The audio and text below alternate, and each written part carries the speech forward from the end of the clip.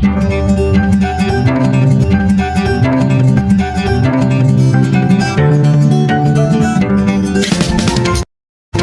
pala to subscribe and hit the notification bell para updated kayo palagi. Thank you. Welcome back mga ka-friendship. This is Jonah. You are watching the Kasambahay Story. Yan. And if bagong padpad ka pa lang sa channel na to, inaawitan kita ka-friendship, mag-subscribe ka naman and hit the like and share button. Syempre, samahan mo na rin ng kalampag sa kampana na yan para updated ka sa mga susunod nating mga videos. So, anong ganap for today? Katatapos lang nating maglinis, mag-general cleaning sa ating room kasi sobrang busy tayo ng mga nakaraang araw and ang dumi na ng kwarto natin. Kaya yon, nag-general cleaning po ako for today. For today talaga. Nag-general cleaning ako today. At habang nag-aantay tayo na matulog na yung mga alaga natin, samahan nyo ako sa ating kwentong kasambahay ngayon. At sana ay kapulutan nyo ng konting idea ang ating topic ngayon. So, ayan, shout out sa aking ka-friendship. Natulog na siya. Nakatulugan na niya. Natulog na sa lamesa. Ayan siya, oh. Shout out Nati, Kefalik, ayan. So, shout out nga po pala sa aking mga subscribers dyan. No? Kamusta lahat? Kamusta ang ating Ramadan? Ayan. Time check, past 3 na po na madaling araw. Mamaya-maya ay matutulog na rin po tayo. Ayan. So, samahan nyo ako hanggang sa dulo ng video na to. At syempre, kung nagustuhan mo at may napulot kang konting idea, huwag mo kong kalimutang i-subscribe. Yan, at sana kapulutan mo ng konting kaalaman at mai-apply mo din pag nandito ka na sa gitnang silangan. Ayan, so without further ado ka-friendship, let's go! Paano? Ito yung topic natin ngayon. Paano nga ba tayo magugustuhan ng mga Arabo? Or paano nga ba tayo magugustuhan ng mga amo nating Arabo? Ayan. So, yung pag-uusapan natin is based sa aking experience. I-share ko sa inyo yung mahiwagang or 5 magic tricks. Magic tricks talaga. Yan. Yung mga 5 tips na maaari mo ring gawin kung nandito ka na. Siyempre, unang-una ay dapat lagi kang nakasmile. Yan. Lagi kang nakangiti. Smiley face ba, kumbaga. Yan. Siyempre, kung bagong tagpo ninyo ng iyong employer, kung kukunin ka na ng employer mo sa airport or sa agency, siyempre, sa unang pagkikita nyo pa lang, tandaan mo ka-friendship, first impression last. Diba? Ang ibig sabihin, yung unang tingin niya sa'yo, yun na yung tatatak sa memory nila hanggang matapos yung kontrata mo. Siyempre, ayaw mo naman na yung tatatak sa mga utak nila nakabusangot ka.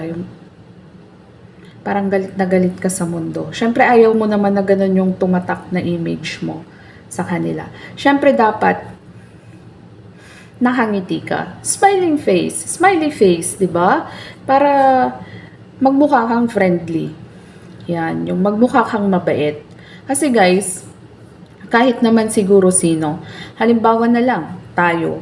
Pag mabibigyan tayo ng pagkakataon na magkaroon din tayo ng mga kasambahay or katulong sa loob ng ating bahay, syempre, alangan namang piliin natin yung helper natin na yung laging nakasimangot or yung laging galit sa mundo, yung parang uutusan mo mas tigre pa sa'yo. Yung mga tiger look na ganyan. O, diba? Syempre, ayaw natin ng ganon. Ganon din sila. Ayaw din nila ng ganon. Kaya dapat, unang tingin pa lang nila sa'yo, nakangiti ka na. Smiley face ba? Para yun yung tatatak na imahe sa mga utak nila na ikaw ay maayos tignan, nakangiti, palakaibigan, yan. So, ganun yun. Yung number 1 tip natin ay dapat smiley face. Okay. Pangalawa, pag-aralan mo ka-friendship yung salitang Assalamualaikum. Assalamualaikum. Yan. Yan yung pambansang pangbati nila. Pambansang pangbati. Hindi. Yan yung nakasanayan nilang pagbati. Or yan na yung pagbati talaga nila. Pag-aralan mo yung salitang Assalamu alaikum. Assalamu alaikum, ibig sabihin, peace be with you or sumaiyo ang kapayapaan. Yan po kasi yung pagbati nila dito sa gitnang silangan. Yung mga kapatid nating mga Muslim, mga kaibigan nating Muslim, yan na po yung pagbati nila sa mga kahit sino na nakakasalamuhan nila. Assalamualaikum, yan yung maririnig mo sa kanila. Di ba napakaanong pakinggan na sabihin ng isang tao sa'yo na peace be with you. Di ba? May kapayapaan. Yan. So, yan dapat pag-aralan mo yung pagsabi ng Assalamu alaikum. Dahil kung yan palagi ang maririnig nila sa'yo na pagbati mo, matutuwa po sila sa'yo. Okay? Kasi sa atin yung parang yung pambansang pagbati natin is, kamusta? Oy! Hi, hello. Yan yung pagbati natin. Pero sa kanila po, mga ka-friendship ay Assalamualaikum. Yan, or peace be with you, sumainyo ang kapayapaan yan. 'Di ba? Kung pinapakinggan mo nga naman, nasasabihan ka ng isang tao na peace be with you, parang peaceful talaga, yung parang may kapayapaan nga. Kapayapaan sa puso, sa pag-iisip, ganyan. 'Di ba? Kaya 'yon, sanayin mong sabihin 'yon, batiin sila ng Assalamu alaikum. Pangatlo, okay? Huwag mo nang antayin na uutusan ka ng iyong amo. Yung meron kang pagkukusap. Yung halimbawa, bagong dating ka pa lang dito, nakita mo ng marumi ang kusina or marumi yung sapatos ni madam or ni boss, ganyan. Dapat alam mo na ang iyong gagawin. Siyempre, huwag mo nang antayin na utusan ka. Linisan mo na agad-agad. Okay? Iayos mo na agad-agad. Iligpit mo na agad-agad. Sa ganyang paraan, magiging close kayo ng amo mong babae. Matutuwa at matutuwa siya sa'yo. Kasi iisipin niya na hindi na niya kailangan na utus-utusan ka pa at ikaw ay marunong na sa trabaho. Yun. Kaya for sure, matutuwa ang iyong amo. Okay? Yan yung pangatlo. Pang-apat. Okay, mga ka-friendship. Ito yon. Wag mong gagamitin ang kaliwang kamay mo sa pagpapakain ng mga anak nila. Kung ikaw ay kaliwete, halimbawa may alaga kang maliit, wag mong gagamitin ang left hand mo sa pagsusubo ng iyong alaga. Or, kapag nakaharap sila at iinom ka, wag mong gagamitin pangbukas at iinom ang kaliwa mong kamay. Okay? Always gamitin mo ang right hand. Okay? Kahit siguro kung may tatanggapin ka, una yung ito, right hand. Papakainin mo yung alaga mo, right hand pa rin. Okay? Kasi, ayon sa mga napakinggan ko rin, syempre kasi itong left hand natin, medyo ang tingin nila dito sa left hand natin is mas marumi kaysa dito sa right hand. Mas malinis yung right hand. Kasi nga naman, iniisip nila kung gumagamit tayo ng banyo, ganyan, ginagamit natin ang kaliwa. Yan. Pero may further explanation pa sila kung bakit mas mainam gamitin ang kanang kamay kaysa yung left hand, lalo na sa pagsubo at inom or pagtanggap, ganyan. And, syempre, pang-5, tip. Okay?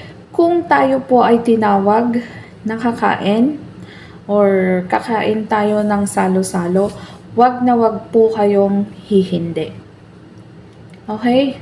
Wag po ninyong tatanggihan kung kayo po ay inalok ng ating mga among Arabo. Dahil kung tumanggi ka po doon sa ibibigay nilang pagkain na galing doon sa pinagkainan nila, parang parang masama sa pakiramdam nila 'yon. 'Di ba? Parang iisipin nila na parang siguro nandidiri sa amin to or ganun. Diba? Okay, wag na wag po ninyong tatanggihan kung kayo po ay inalok ng inyong mga Arabong amo. Okay, lalo na po sa pagkain. Kasi minsan kadalasan dito kumakain sila salo-salo sa tawag nito, yung malaking bandehado, ganyan. Kain sila ganyan. Tapos mamaya alokin ka nila, kakain ka din doon. Wag na wag po kayong tumanggi. Kasi ibig sabihin po nun kung bakit tinatawag kayong salo-salong kakain sa isang bandehado, tinuturing ka nilang kapamilya. Yan. Gaya po ng mga amo ko ngayon, no? Kung lumalabas po kami or may napuntahan kaming lugar, sama-sama po kaming kumakain sa isang, yan, yung bandehado, yung sinasawsaw nila, yung ganun yung mga tinapay nila. Sama-sama po kaming kumakain. Yan. Yan po yung gawin ninyo mga ka-friendship. Huwag nyo pong tatanggihan kung kayo pa inalok ng ganun. Hindi po sa nandidire or kasi tinuturing po nila kayong kapamilya sa ganoong paraan. Okay? Hindi po yun tira-tira. Kasi para po sa kanila, alam nyo guys, ganito yon na-experience ko sa mga amo ko.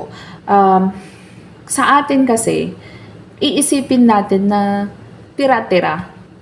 Yung mga pinagkainan nilang ganun. Pero sa kanila, hindi guys. Hindi ganun yung kaisipan ng mga Arabo.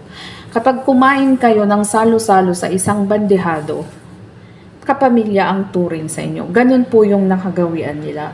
So, yan po yung aking 5 tips sa gabing ito. At sana ka-friendship ay may napulot kang idea na pwede mong i-apply kung nandito kang nagtratrabaho or kung nandito ka na at magtratrabaho ka dito sa gitnang silangan. Ayan. So, maraming salamat mga ka-friendship sa pagsama sa akin hanggang sa dulo ng video na to. Kung may napulot kang idea, syempre wag mo kong kalimutang i-subscribe. Please help me reach my 1,000 subscribers. Ayan mga ka-friendship. And mag-iingat lang po tayo palagi, respetuhin natin kung ano yung kultura na nadatnan natin. At syempre, lagi tayong magdarasal para tayo ay gabayan. And yun, pagpatuloy lang po natin kung ano yung nasimulan natin. Maraming salamat po ulit, hanggang sa muli.